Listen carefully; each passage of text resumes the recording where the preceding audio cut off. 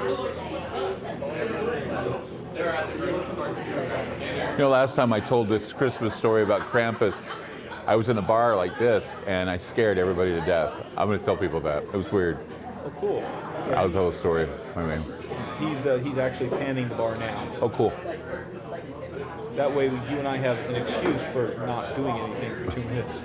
My name is Jeff Davis, and I am the organizer for the Vancouver Informal Paranormal Pub. Many of you, this is your first time here. Some of you kind of wandered in and now you're trapped, and appreciate that. And we've been meeting here at the Underbar in Vancouver for a couple of years. And so I want to actually welcome our special guest, Clyde Lewis of Ground Zero Radio and many other things. And I don't have to hand you the microphone because you can project. Among other things, Clyde has been the voice of God for various productions. He is one of the smartest people I know, and he's a super nice guy. And so we're really privileged to have him. And he and I will be actually. I was going to say he and I will be discussing various things, but I will actually be Clyde's foil. That'd be good. Because where Clyde Lewis sits is the head of the table, and I'm so happy to have you here.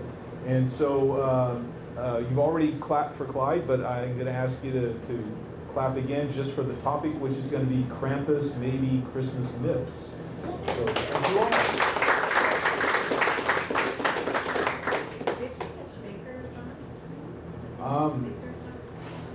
Somebody asked if the speaker was on. Can the rest of you hear me?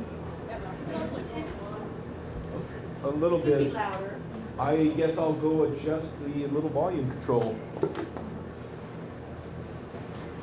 In the meantime, I'll entertain you by dancing. How about this? There we go. And there was much rejoicing. Yes. Soon we shall eat Sir Roland's minstrels. Yes, exactly. There was much rejoicing. Yay. All right, so one of the things you and I were just sitting here chatting about was you said that you have this one special Christmas story. What had happened is I used to be a writer and a producer for a radio show. I don't know if you remember the Rick Emerson show. Yeah, woo woo. Rick's a good guy. I worked with the Rick Emerson show for a good long time, and I'd go to one of his gatherings, and it was me over at the bar just getting drunk. It was really, it's kind of, and I'm getting all blitzed, and Rick comes up to me and he says, well, one of our acts couldn't make it tonight. We need you to get up and tell a ghost story or a scary ghost story. Be all ground zero and be creepy, he says. And here I am, drunk, wondering, what am I supposed to do? I don't know. I was just completely like, whatever. He says, no, tell a story. Just do what you do. You do it okay, just fine. So I walked up, and everybody was like having a great time at this bar. The music was loud. Everything was crazy. I get up on stage, and I'm thinking, what am I going to tell these people that's going to scare them? It's going to, drum up some Christmas cheer or whatever. So I said, back when I was a boy, my aunt, who used to live in Germany, would come to the United States, and she'd sit us all down and tell us a story about the evil Santa. His name was Krampus. And I would tell stories about how Krampus would take the little children in his little basket, and he would beat them, and he would throw them in the river if they were bad boys and girls and all this. Just going off about it, just constantly speaking about it. And by the end of the night, there was no sound in the bar whatsoever. Just, you could hear a pin drop, and I'm like wondering, what do I do now? I go, thank you. And I walked away. Nobody would clap. Nobody did anything. They just sat there and going, wow, man, what a story. And I'm like, and I think that was the first time, really. I mean, it was that long ago where nobody knew who Krampus was. Now everybody knows who he is. Most people do. And those who don't, it's a very interesting story that Krampus was one of the characters. We used to say things like, you know why unicorns don't exist is because he didn't come over on the ark. Well, Krampus is one of the characters that didn't come over from Europe in the United States until much later, until somebody had seen on the internet the celebration of Krampuslauf, which happens in the first 2 weeks or the first week of December. And we have all these horned demon wood creatures that come out of nowhere, and they're in a parade and they're ringing their bells and they're beating children. And everybody's like, well, I think I want to try that. I think, you know, if anything coming over from Europe, I think that's cool. And so now Krampus is a part of Christmas for a lot of people.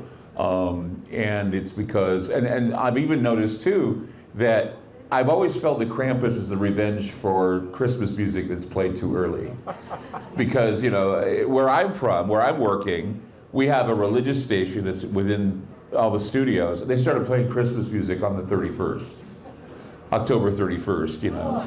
Nosferatu wept. It was crazy. But yeah, they played Christmas music, and we were freaking out about it. But it just seems to me that Krampus represented, I think it was easy for Krampus to come here because of that very reason, that people, you know, they hang on to Halloween in a lot of ways, but even in the original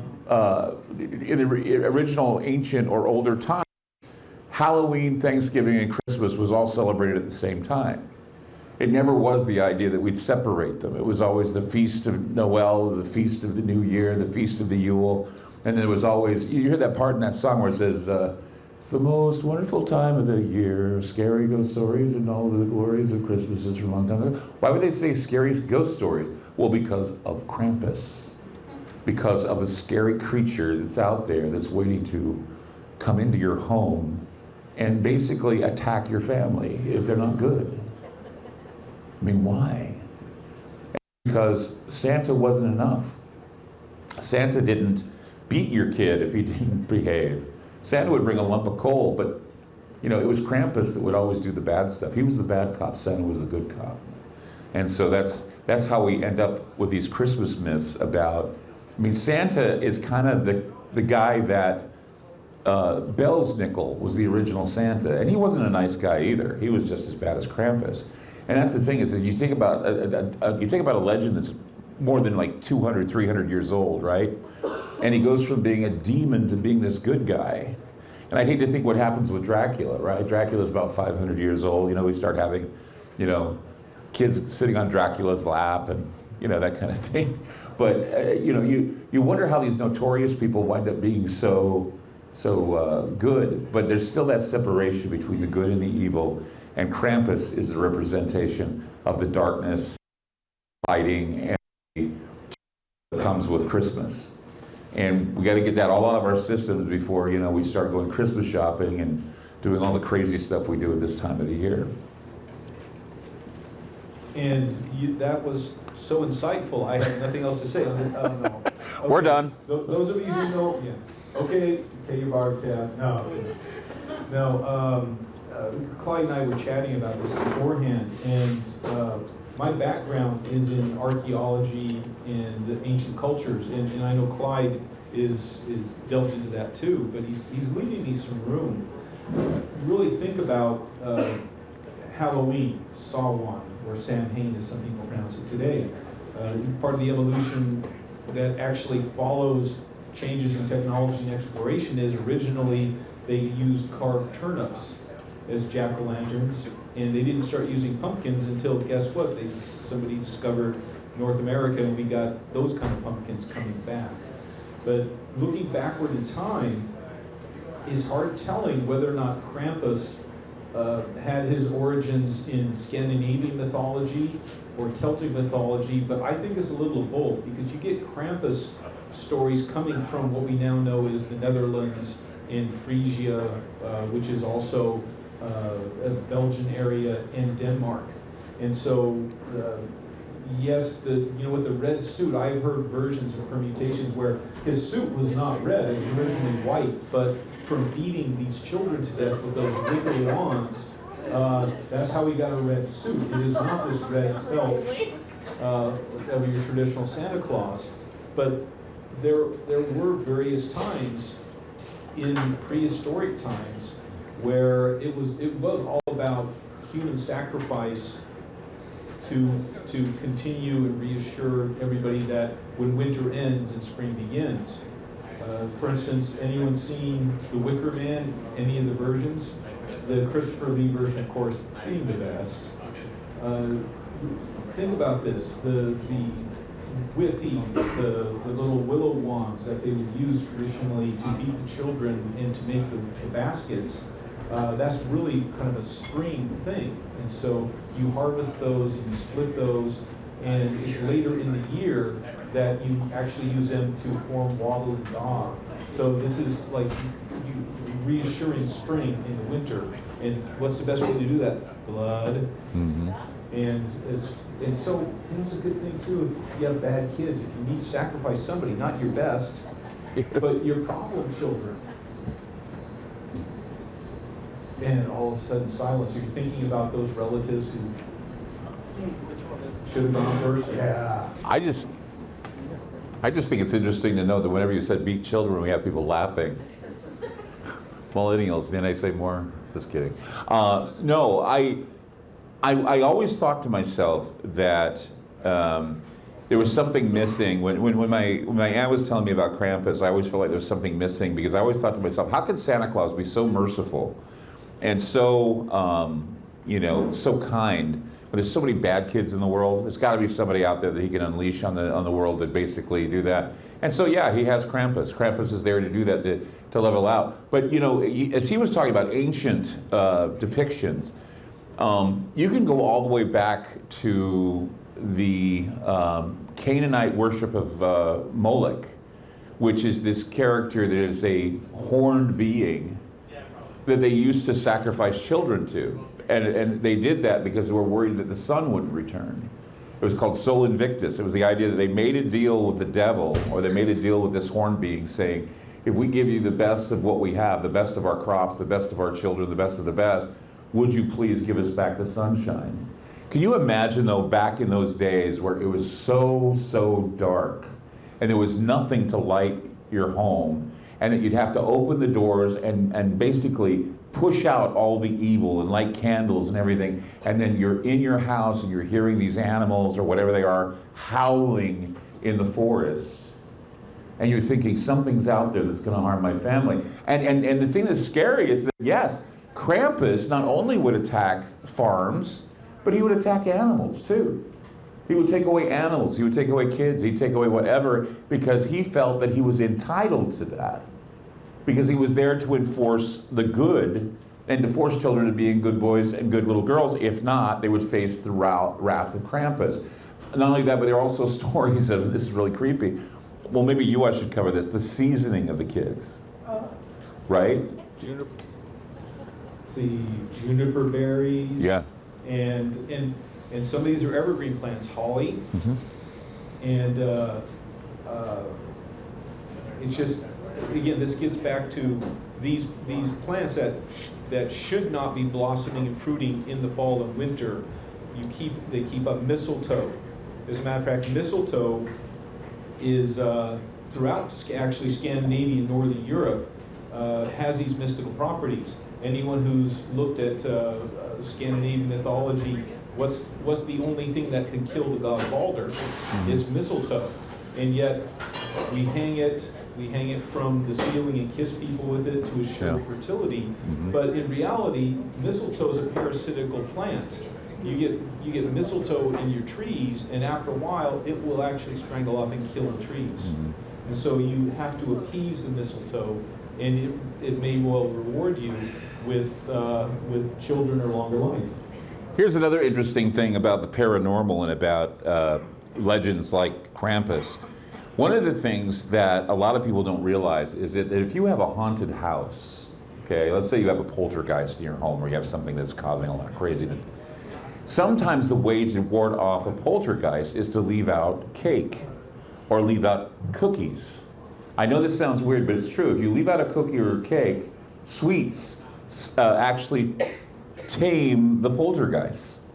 So what's interesting is, during the time of Moloch and the children being sacrificed, the horned god or whatever, there was a time where they wanted to ward off the visit of Krampus. And the way they did it was they figured they could fool Krampus into thinking that little boys and girls were being left. And what they did is they created something called the gingerbread man. And so the gingerbread man cookies were made to put them on a table so Krampus would eat the cookie instead of eat the child. So next time you're, eating a gingerbread cookie, it's basically a representation of a child. Seriously, it's where you are basically, it was the origin of it was to protect children, to ward off evil spirits from eating them. So it was kind of like we were protecting children by eating the gingerbread. It was kind of bizarre in that way. But that's why we have the tradition of gingerbread men, is because they were the representation of the children that you wanted to protect from Krampus. Yeah, and thinking about this horned man wearing either skins or a suit, there's some cave art that's been seen in Europe that may date back 40,000 years, and there are various different interpretations of it, or you can Google it, and it's horned shaman or the horned dancer, where there's a depiction that very, very seldom in prehistoric cave art do they actually show a person. It's usually animals of some kind, horses, actually horses, woolly mammoths, all this kind of stuff is portrayed fairly accurately. Humans are oftentimes stick figures, which was what makes this particular graphic so interesting, because it is recognizable as a human, more or less in profile, but he's bent over like an animal, and he's wearing some kind of, he has, I can't say wearing, he has antlers on his head, but he's kind of turned facing the viewer as this piece of artwork. And so this is interpreted as a very, very powerful magic. When they were talking, archaeologists are interpreting the more realistic that they drew these wild horses they were hunting, the more powerful their magic. And so they didn't want to magic people. So that's why they're stick figures. They're not really recognizable as an individual, and yet here we have this horned man-like figure dancing, who knows what for. How many people are aware, well, first of all, how many people have seen the movie The 13th Warrior? Anybody seen that movie? Anyone? The 13th Warrior was a film, and I think it has a cult following, but it was about the idea that there were these Vikings, and they fought what are known as the Bear People.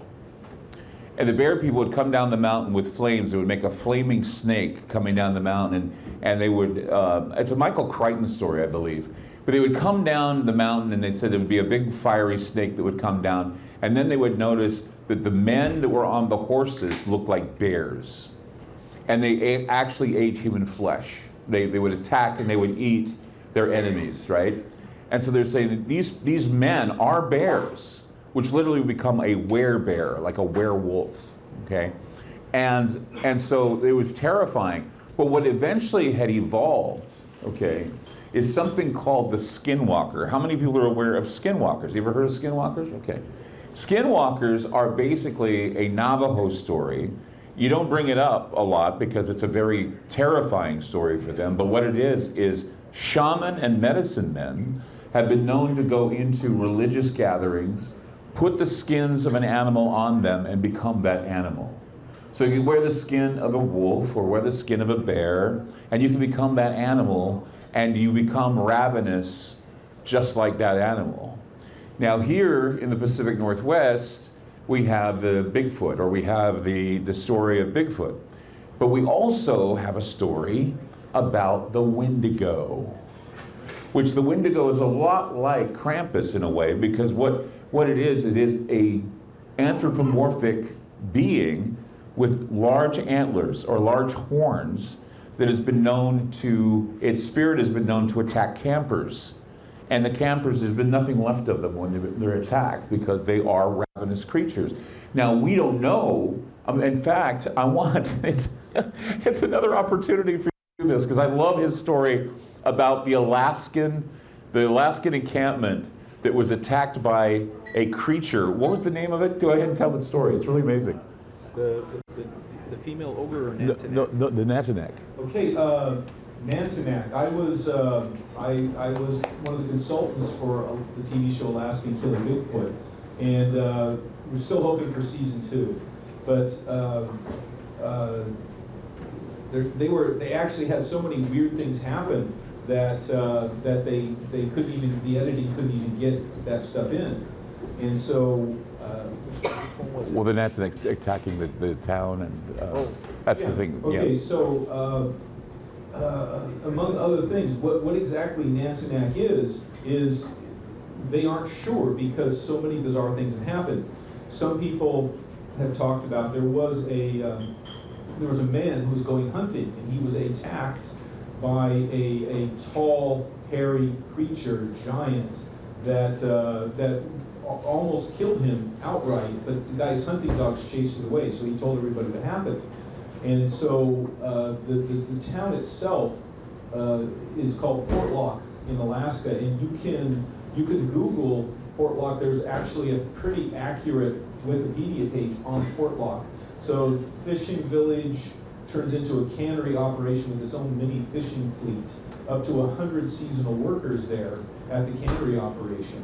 And by 1949, they abandoned it virtually overnight. The only person left behind was the postmaster because he had to get permission to shut down the post office. But what had happened is, in a period of about 20 years, about 24 people, at first they would go up into the mountains to go hunting or prospecting, and they would disappear. And a handful of their bodies washed down, the rains brought them down into the lagoon, and they found them. They found what was left of them, dismembered and killed by something that they knew was not a bear. They knew what a bear attack looked like. And so the Nantineck got even more aggressive, and it was later in the year that the cannery workers were so afraid of these attacks because also they started hearing noises in the woods at the edge of the town site. They would hear and see things that they thought was Nantineck. They were so afraid that they hired armed guards to stand at the entrance and exit to the factory. And finally, one night, it got so bad that rocks and logs being rolled down the hills and crashing into the houses, everybody was in such panic. It was in the middle of the night. They got their flashlights, they got torches or whatever they had, and they literally ran away with what they had and abandoned the town. Another maybe incarnation or another aspect of what may have been Nantineck is actually a woman that's been seen. And the native folk all throughout the Pacific Northwest talk about female ogres. These were giants. They were not Bigfoot. They were not covered with hair. They were kind of human looking, but they used to wander the coast, and they would carry, they'd be 12 foot tall, they would carry clam baskets that were proportionate to being 12 foot tall, something probably on the order of 4 or 5 feet long. And they would capture people, and they would put them in these clam baskets, and they would sling them over their shoulder, and then they would take them to wherever their lair was, and then they would oftentimes drown them and then roast them and then eat them. So we ourselves have these kind of things that have been going on in the Pacific Northwest since prehistoric times. It's funny you should bring up that there's a female, because I was just picking up my phone here wanting to look this up, but I remember when I did a Krampus, I did a Krampus investigation, and there's actually, I think her name's Freya.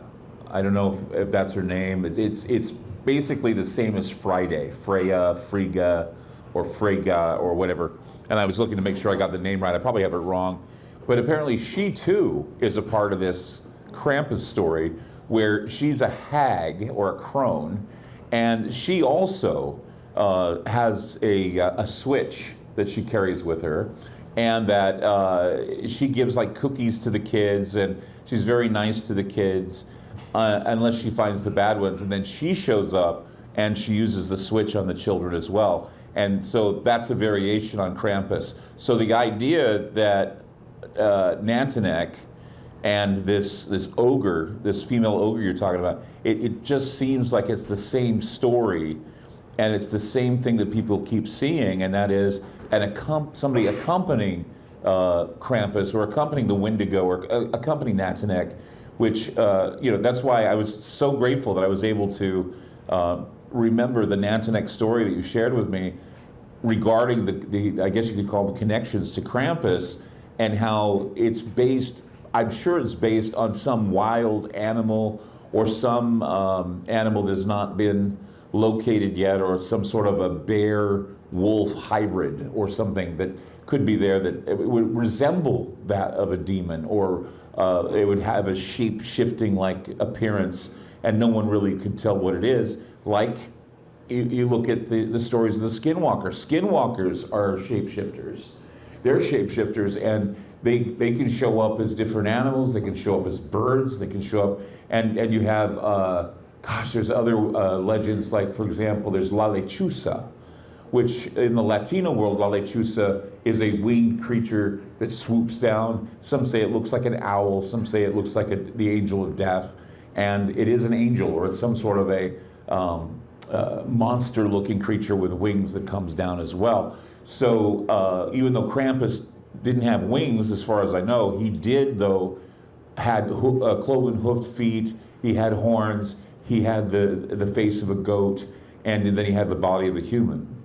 And so that was how he was depicted. But I'm sure there are many ways you could see this creature, and you could say it's a Bigfoot, it's a bear, it could be anything. But just the idea, like Nantinek, what he was talking about, the idea of an entire fishing town where people are murdered and they flee because they're so terrified of it. And then also seeing this ogre just reminded me again of the Krampus story, where there is that old woman that follows him around as well. Yeah. And speaking of old women, whenever read tales, which are very grim indeed, yeah, it's so funny, you're a tough crowd. There is, Clyde, have you ever heard of Mother Hulda? Mm-hmm. So Mother Hulda was a goddess, and she was portrayed as an old woman, not necessarily bent over and crone-like, but she was old, and she would take in girls as servants, and that was actually a test. But to me, interestingly, she's portrayed as being old, not attractive or unattractive, but with big teeth. Hulda talked about how big her teeth were. And consider this, medieval Europe, dental technology being non-existent, for anyone to have a lot of teeth in their old age probably marked them as being something, a little bit of an oddity. But one of the things she would tell her female servants, I want you to shake the coverlet until all of the feathers kind of fly out. And when that happened, that meant Mother Hulda was shaking out her coverlet, and it snowed. She was kind of a winter goddess. And if you didn't shake it out and the feathers didn't fly and there wasn't any snow, that actually, been in any country where it's really, really cold and there's no snow, you get, it's basically a winter famine, and it's not going to be good in spring. And so one or two versions of some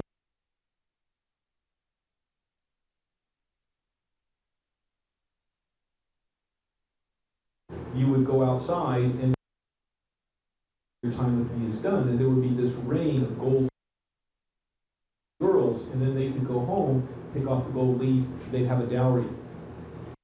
You were a bad girl, you get covered in pitch, and out in order to get the pitch off you. But the ultimate worst one is, did she use those big teeth for a reason? Because she would sometimes eat her apprentices who were bad girls. I found wanted to Perkta was her name. Frau Perkta would accompany Krampus. They call her the spinning room lady. She bears a resemblance to the Scandinavian goddess Frigga. Remember I said it was Freya or Frigga? Frigga, of course, where we get Friday. But she basically would go from door to door to find out if the women were spinning the rugs and the blankets for the children. If they didn't, she'd set fire to their homes. So that's pretty scary stuff to keep people in line here. But yeah, Frau Perkta, known as Krampus' assistant, she would bring shame to families at Christmas time. She was known as a terrifying Christmas witch. So just the idea of an ogre woman and, what he was saying about what was in Alaska, it's the same story. So what is the story? Why is it that this myth continue to flourish, especially in modern times? I guess that's a counterpoint to today's world in America, where if you're a bad child, your parents go to the Dollar Tree to get your Christmas presents instead of... Or socks. Or socks. Or some kind of a voucher for, or a space heater or something instead of the lump of coal. So, anyone have any questions or comments so far? Because, yeah. I keep thinking about this when you talk about the creature with the horns. Do you recall the series of Hannibal? Hannibal, the serial killer Hannibal? Yes. They always had a creature in there that had horns. And I wondered if that was kind of similar to what you were talking about. I turned this over to Clyde. I never saw the series. The symbolism of the horned creature, okay, that is an archetype that Carl Jung had talked about, that we have it in us, in our DNA, in our consciousness. Always the representation of a masculine, Tauran type of creature that demands a sacrifice, that brings judgment to everyone. So you can look at a serial killer as a psycho who passes judgment on people and kills them. This goes back anciently to the times of Saturn, where Saturn was like Kronos, and Kronos was the father that ate his children. Every year, the reason why we celebrate New Year's is not because it's a good excuse to get drunk, although, that's fun. But I'm just saying, the reason why we do it is because we're celebrating the fact that Father Saturn, did not use his scythe to lop off your head. Because every Kronos, Saturn's scythe, goes and lops off people's heads or kills them. That's why there's something that astrology, we celebrate Saturn. And Saturnalia is in the winter. I mean, you've got Father Saturnalia that's a bearded guy. You ever notice that when you look at, back in the old days when they showed an old man here as a baby? Well,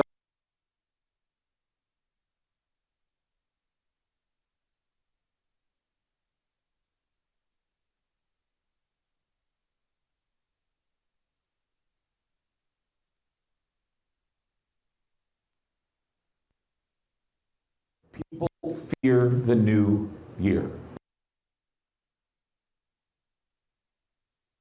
Festivals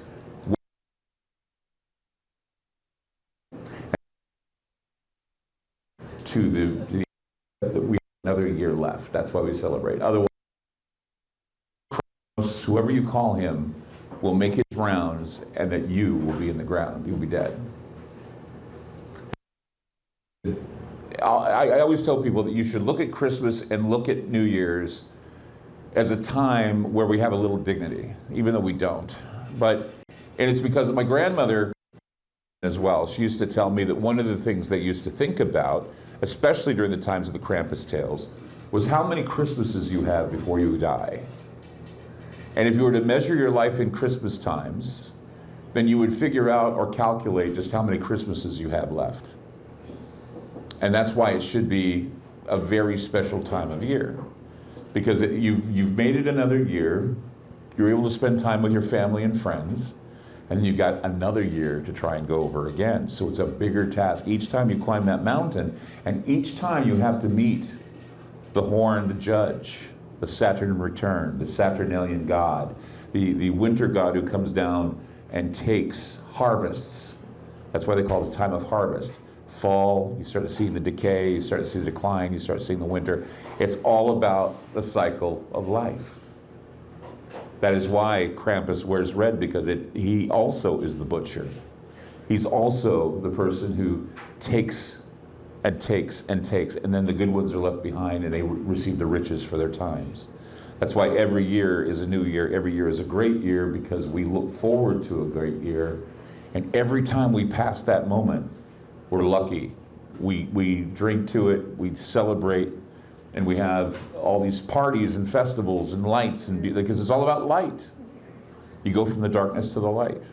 So we have to have a little darkness in our Christmas with Krampus, in order to understand the light of Christ, the light of Santa, the light of all these characters that are there to remind us that the light is waiting for us.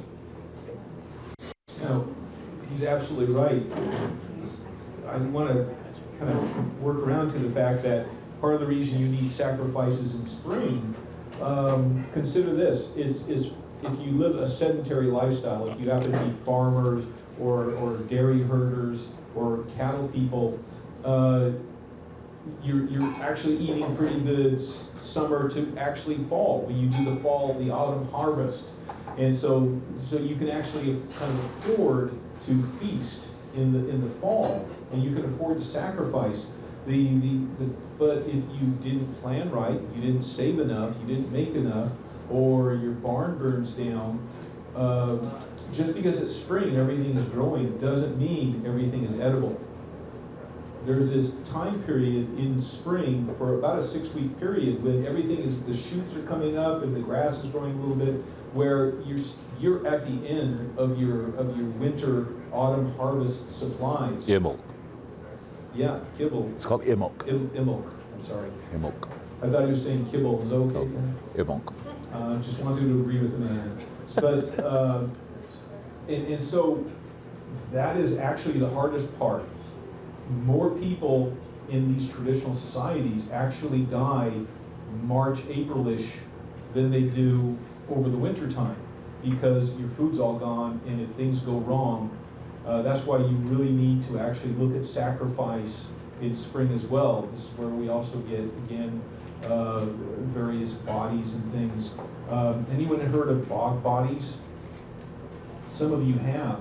And mostly they're found in places like England, Ireland, Scotland, Denmark, in the Netherlands, in peat bogs.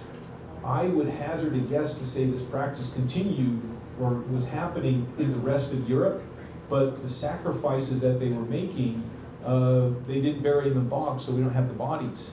So we probably had this prehistoric fertility sacrifices going on all over Western Europe, but they've only found the bodies. And so oftentimes they would find what's left of a body, or somebody was buried in a bog, and they were killed in the process of many different ways.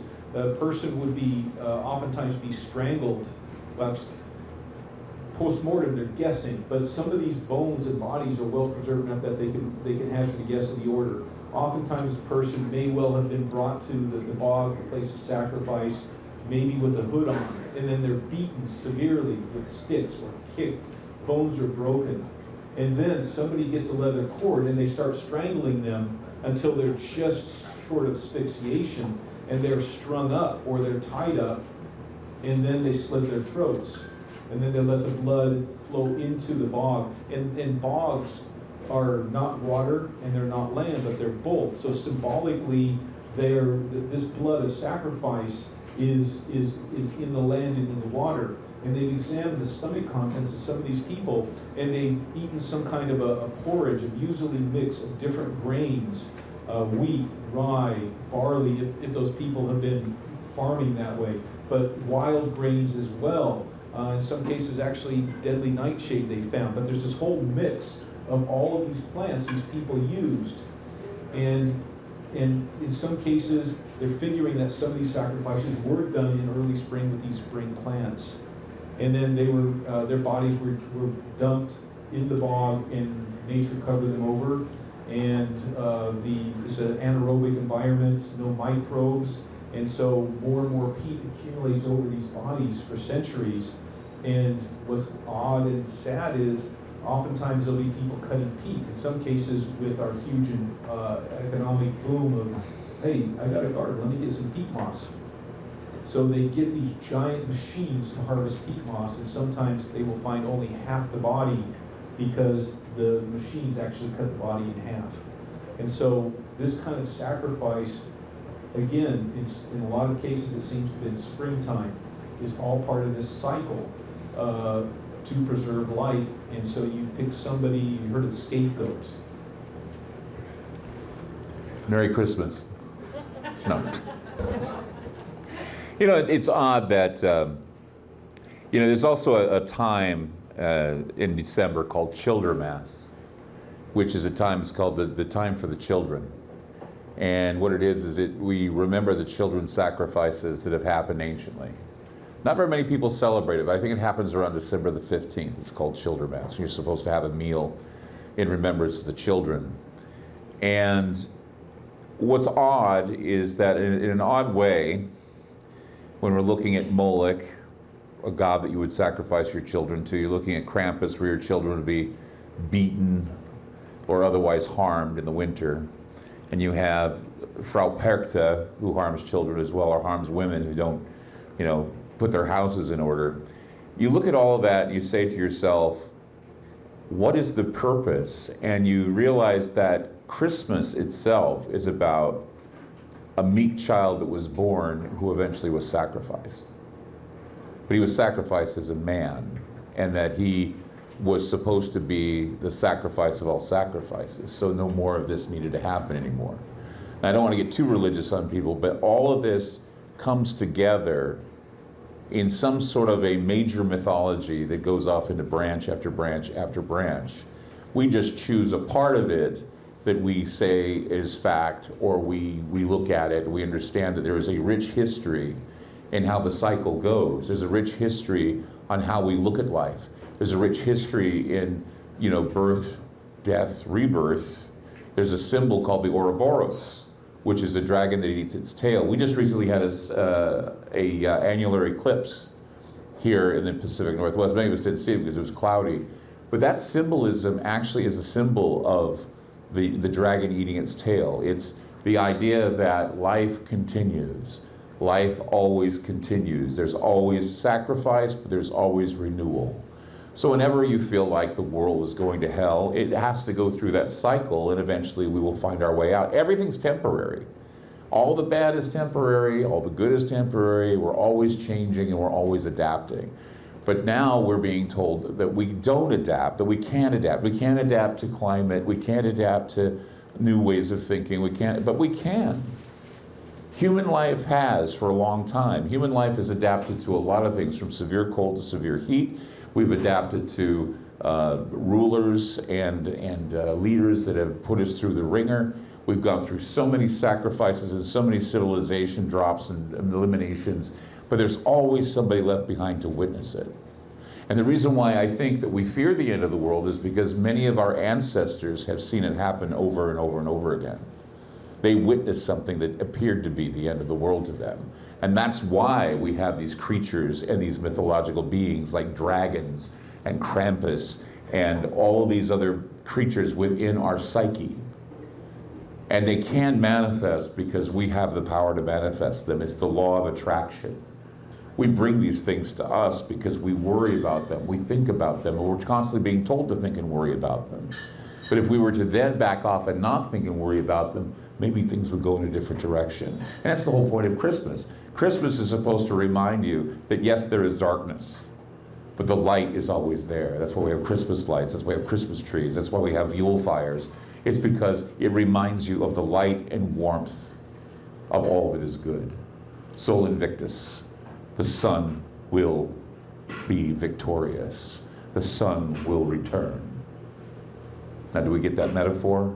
The sun will return. Interesting, isn't it? Play on words, right? Okay. I could not ever follow that, except with anybody else have questions, comments? Anyone encountered Krampus somewhere? Come sit on my knee.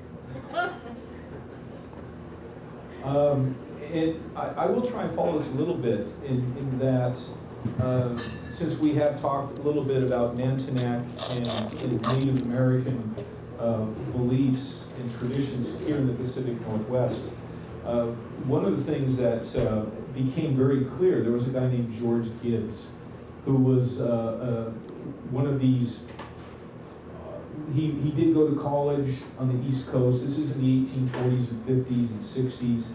This was before training of anthropologists, so he was more of a natural scientist and an ethnographer. And so he talked to many Native Americans all the way up and down the interior of Washington, Oregon, up into almost Alaska. And these are people with different language families and different traditions who had been, some of them, their ancestors had been in the same place for thousands of years. Other people, they were part of this movement.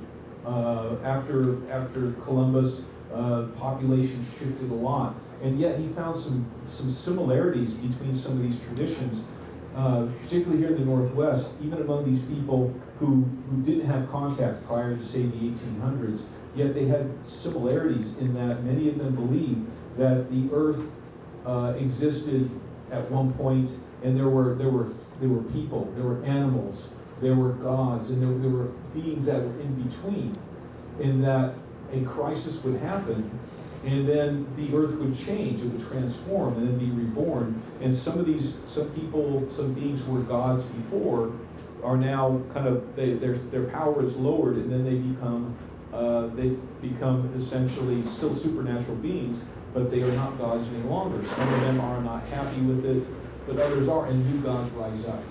And the Noah in the flood and the ark, a lot of parallels here among some people. So there is renewal after destruction of the earth itself. Right. Don't make us end early. Yes. Tell me about whether or not you know the answer to the pyramids. The answer to the pyramids? The Egyptian pyramids. I don't know the answer to the pyramids. Well, here actually is what exactly is any specific question. How did they make them? Yeah. I heard a lot of different theories. One of the most interesting ones is that rather than quarrying stones on the east side of the Nile and then floating them to the west and then dragging them, because the Egyptians didn't have wheels at that time, putting them on sleds and dragging them, or putting them on wooden logs as rollers.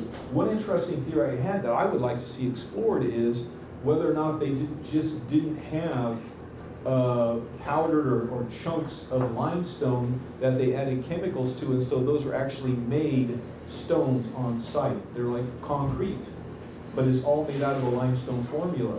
That has been suggested a couple times. I'm not sure if you heard about that one, Clyde. Mm-hmm. But I would actually like to have that tested.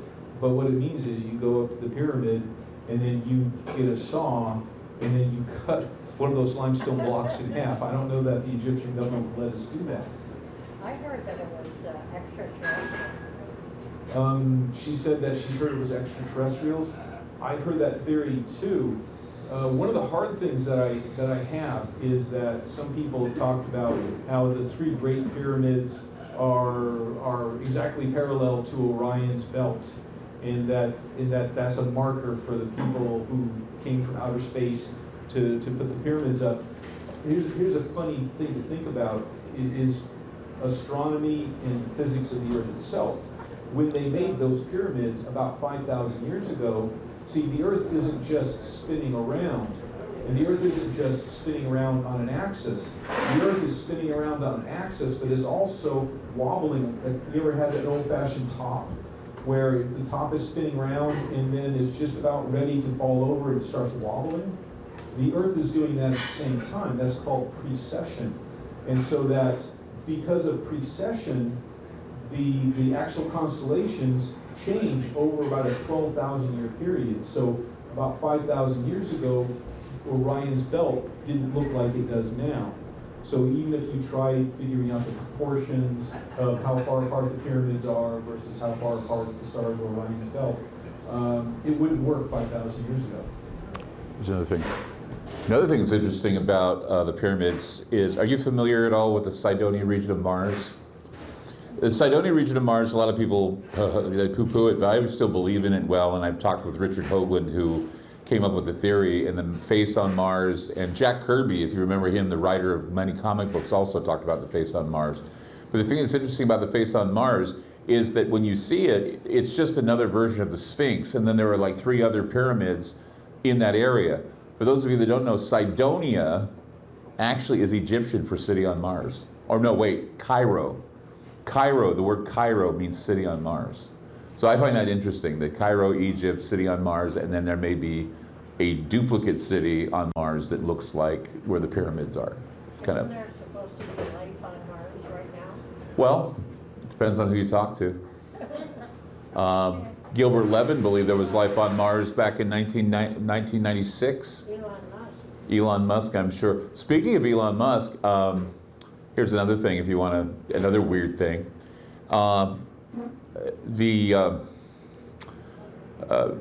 What's his name? Von Braun, Werner von Braun. You know who Werner von Braun is, right? Werner von Braun, who was a scientist at NASA back in the 1950s, wrote a book called Mission to Mars. And it was his theory on what would happen if we went to Mars. And so when we arrive on Mars, according to his book that was written in 1958, the astronauts who landed on Mars met a group of people there, and they had a group of elders that led them. Do you know what the name of the elders were? The Elders of Elon. Which is crazy. Which, yeah, 1958 Elders of Elon. Now we have Elon Musk wanting to go to Mars.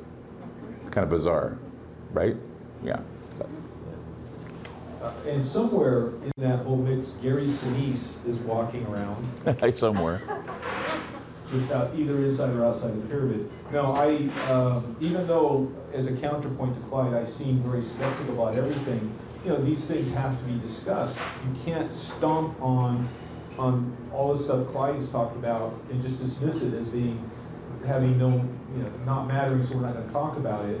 It should be explored, just like I was talking about precession. I would like to go to a planetarium and have them actually, some planetariums, when they set them up, they didn't understand how precession works.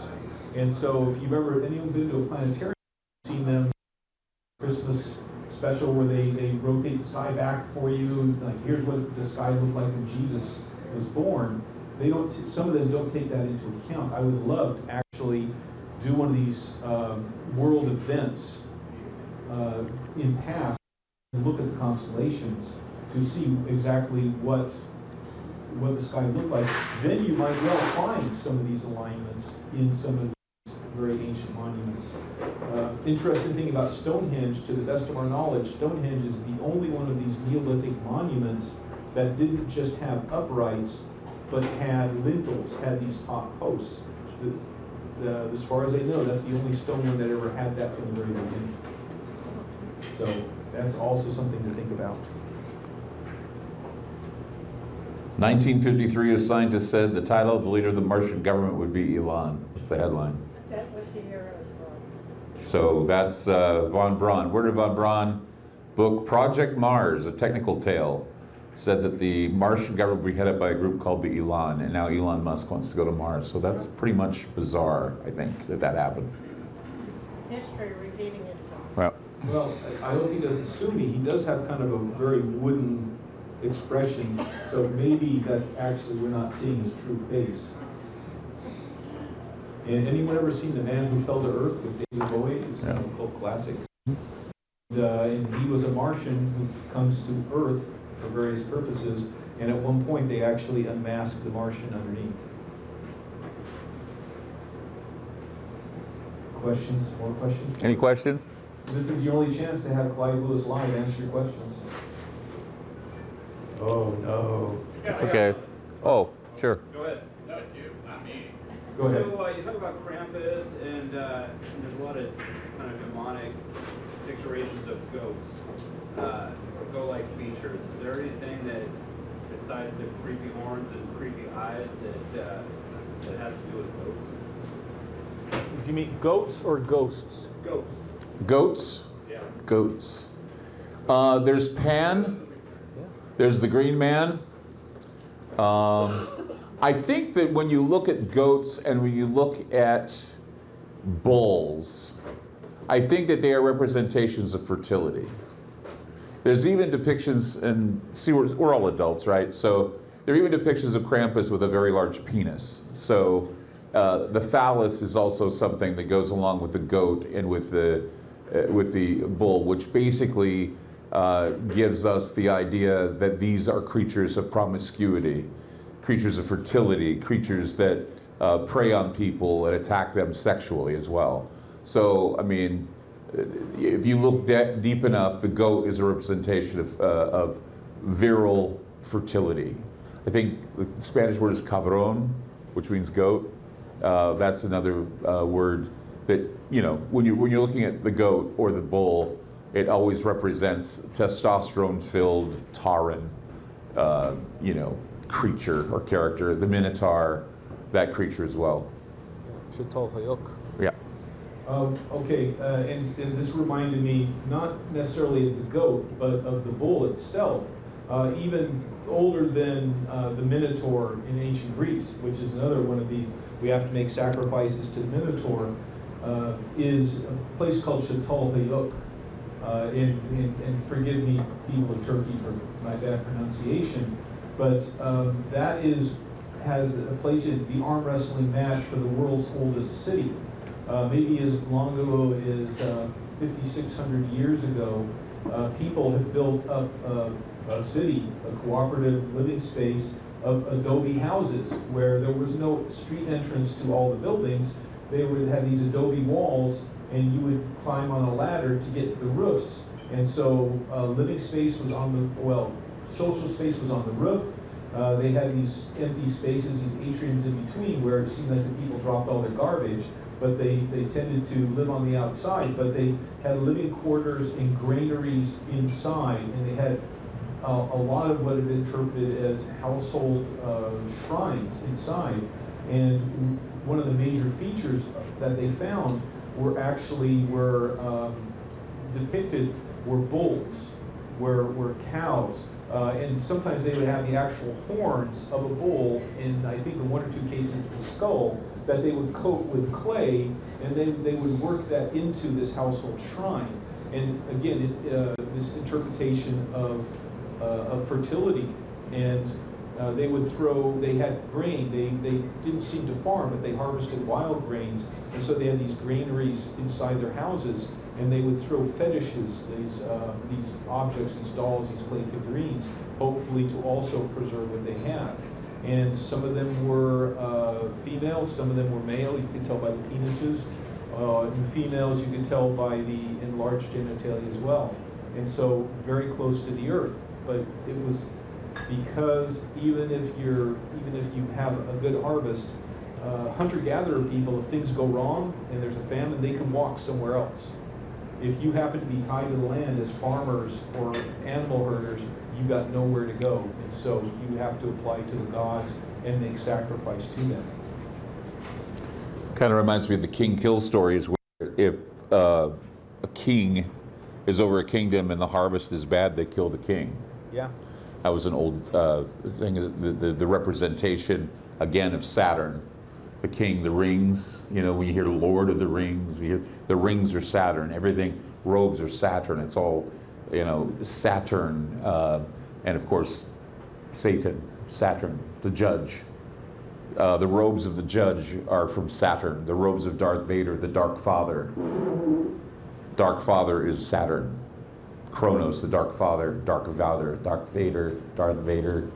It's all part of our archetype inside of us. We know, that's why we respond to things like Star Wars.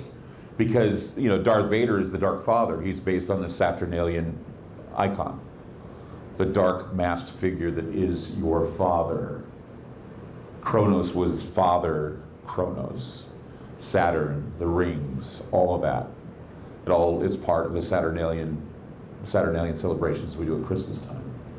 We don't celebrate Saturnalia, but it's all part of the Saturnalian norm.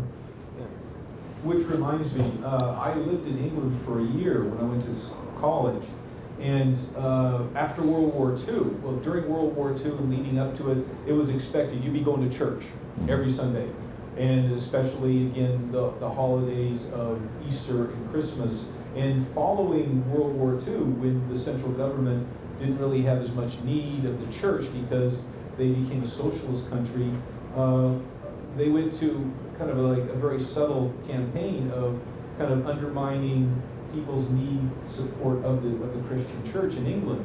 Even though churches still exist and they're supported more as landmarks, one of the things I found really interesting was my first Christmas in England, all my college chums were saying, "Oh, we got to go home so we can watch Star Wars." On Christmas Day, they ran the Star Wars trilogy 4, 5, and 6 as a replacement for going to church for services. Darth Vader. Mm-hmm. But it all comes together. One of the things about Santa is that he looks like, they call him Father Christmas. Again, with reference to Father Kronos. Kronos means time, Father Time. It all comes together. See, this is why we have our mythologies, because they all come together in some way, and we celebrate them in many different ways, but they all have these base ideas. And another thing, and I don't want to step too far out of bounds here, but there is also the idea that the whole Krampus Santa Claus story is nothing more than a child's tale of the second coming of Jesus. That first the devil shows up and tempts everybody, and then coming from the sky is a bearded man wearing red, because it says in the Apocalypse that Jesus will not return wearing white, he'll be wearing red. So you have a white bearded figure coming down with red clothing, representing the blood of those who have died. It's the same thing, it's just a different myth. The same stories that we were raised as we were children, it's all a part of the process. That if we learn more about some of the ancient myths, we find ourselves understanding why we believe what we believe today.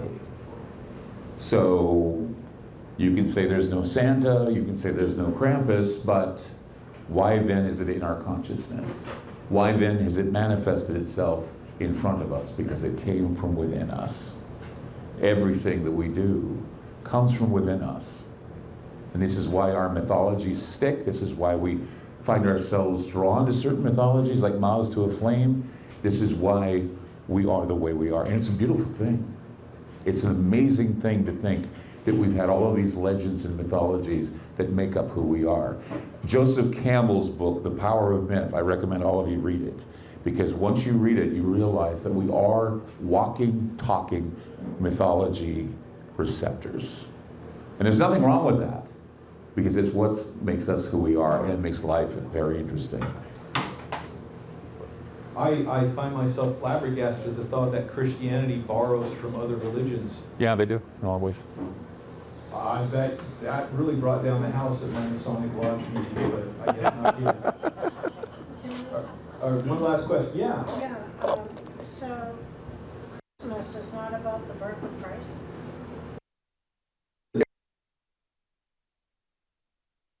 About other things too. They embrace the paganism.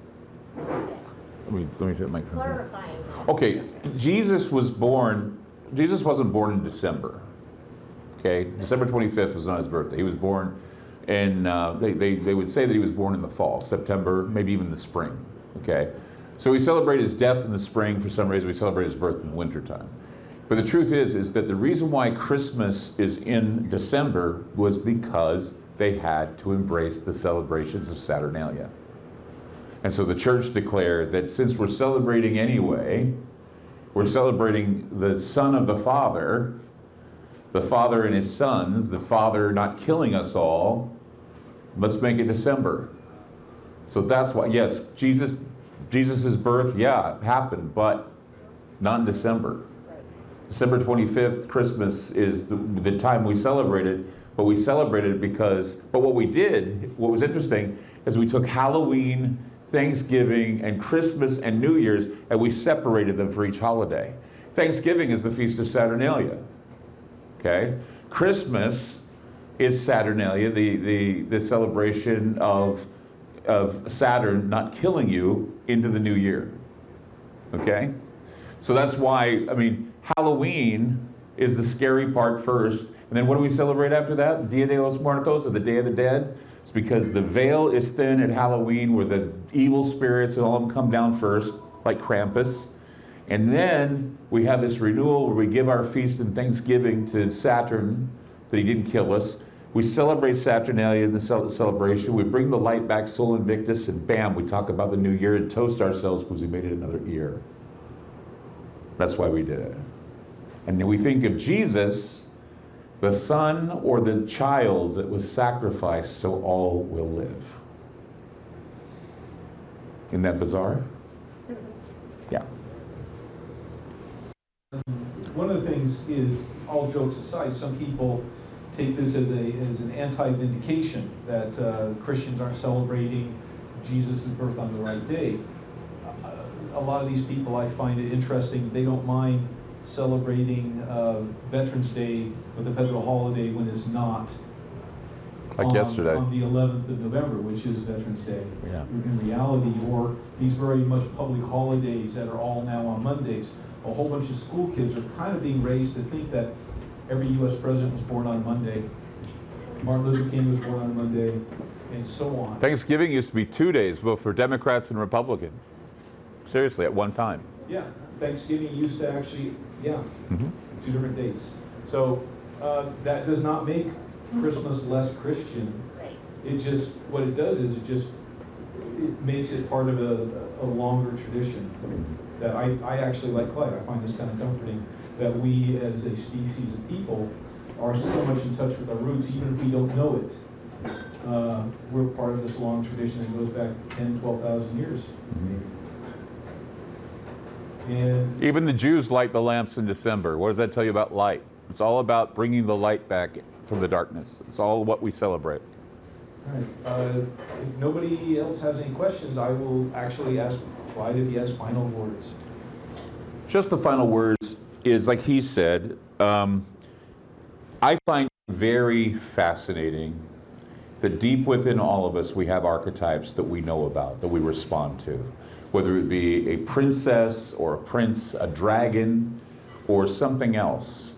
The magic of Christmas is with all the characters that play a part in keeping it magical, whether it be the demonic or the terrible idea of Krampus coming and terrorizing you, to Santa Claus bringing cheer to the children, or even Jesus being born in a lowly stable, and the idea of that sacrifice that we then carry into the spring. But all of these ideas are carried on because we have some sort of base mythology that we all subscribe to. And every single one of them, I think, has worth. Every single one of them is why we all have the holidays. So don't be offended if someone says happy holidays, because the whole thing encompasses every part of the season. And since we're almost at Christmas, I feel guilty, but I'll say Merry Christmas because I won't see you guys, or Happy Holidays, I won't see you guys until then. So, while the Christmas music is playing, we might as well tis the season. Have a drink, give thanks that Kronos hasn't lopped off your head, and have a merry holiday. And thank you. And kind of administratively, thanks to the Underbar, and there are things, they're going to be open, and there are things going on after this. If you are interested in the Paranormal Vancouver Informal Paranormal Pub, second Sunday of each month, people start showing up at 3, talk presentation at 4. Rocky Smith, who's my co-host, and I, if I can get it, will be reading a vastly different version of A Christmas Carol next month. So I hope to see all of you back if you're interested. Other than that, thank you all. Eat, drink, and be merry, because Kronos is waiting at the top of the stairs. All right, thank you all. Thanks.